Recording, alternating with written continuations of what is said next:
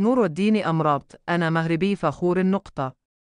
كانت كأس عالم مذهلة، وشكرا لكل جنود الخفاء عبر نور الدين أمراط لاعب المنتخب المغربي سابقا عن فخره لانتمائه للمملكة عقب تحقيق العناصر الوطنية للمرتبة الرابعة من مونديال قطر 2022.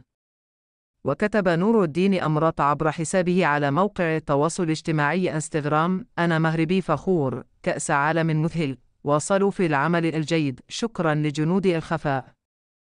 وكان المنتخب المغربي قاب قوسين أو أدنى من تحقيق الميدالية البرونزية لولا الهزيمة أمام كرواتيا في مباراة الترتيب من 2-1 في المباراة التي جرت يومه السبت. وصم المنتخب المغربي على مسار مشرف في مونديال قطر 2022 بإسقاطه لمنتخبات كبرى على غرار بلجيكا، كندا، إسبانيا والبرتغال، قبل أن يخونه عامل الطراوة البدنية والإصابات في مباراتي فرنسا وكرواتيا.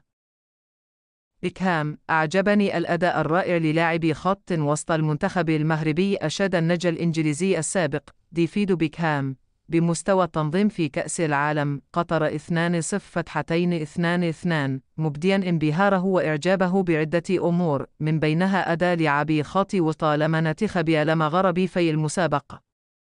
وصرح بيكهام للموقع الرسمي للجنة المنظمة لمونديال 2022: الطبيعة متقاربة المسافات ساعدت في جعل الأجواء مفعمة بالحماس والإثارة في كافة أنحاء دولة قطر. وأضاف: أعجبني الأداء الرائع للاعبي خط وسط المنتخب المغربي. بلينغهام وسكى قدما بطولة رائعة، وعلى ساوثغيت ورجاله أن يفخروا بأدائهم أمام فرنسا.